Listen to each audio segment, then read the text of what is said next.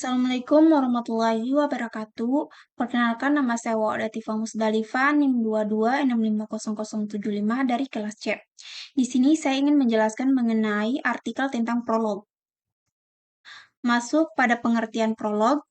Prolog adalah singkatan dari programming in logic atau programming dalam logika. Prolog merupakan salah satu jenis bahasa pemrograman yang menyajikan logika predikat sebagai dasarnya.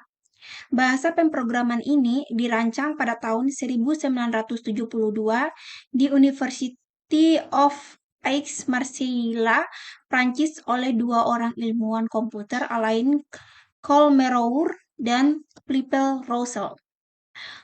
Prolog merupakan representasi logika untuk mengoperasikan data.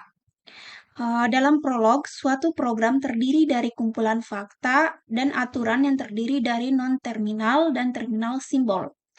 Prolog mengevaluasi fakta dan aturan dengan menggunakan algoritma unifikasi, sehingga memungkinkan untuk mencari solusi dari kumpulan fakta dan aturan tersebut.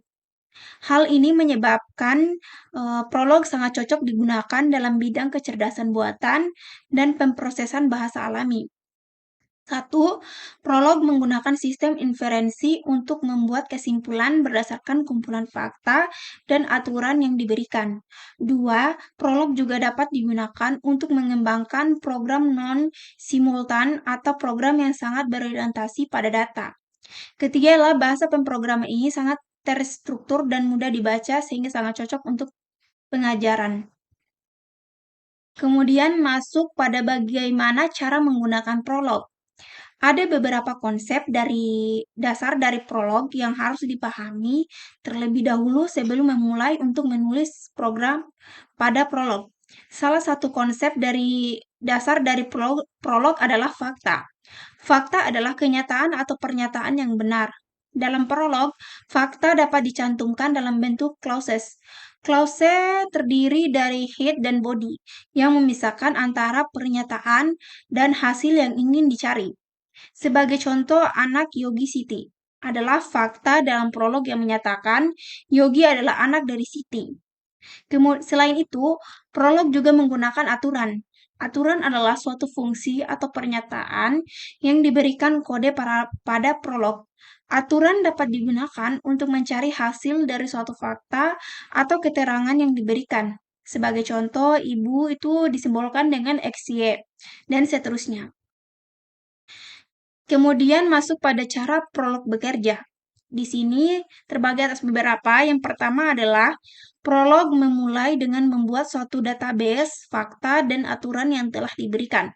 Kedua, ketika ada pernyataan atau query, prolog mengambil query tersebut dan membandingkan dengan database yang telah ada. Ketiga adalah jika ditemukan jawaban yang relevan, prolog mengirimkan hasilnya ke pengguna. Namun, jika tidak ditemukan jawaban yang relevan, prolog menginformasikan bahwa query tersebut tidak dapat dijawab. Keempat adalah prolog dapat melakukan backtracking jika tidak ada jawaban yang ditemukan pada query yang sedang dijalankan.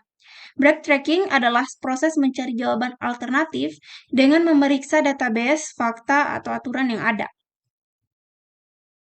Di sini ada contoh representasi logika dengan prolog. Dapat dilihat dari gambar, di sini cara menyajikan pengetahuan yang diperoleh ke dalam suatu skema diagram tertentu, sehingga dapat diketahui radiasi antara suatu pengetahuan dengan pengetahuan yang lain, dan dapat dipakai untuk menguji kebenaran perdananya. Kemudian di sini ada contoh representasi pengetahuan.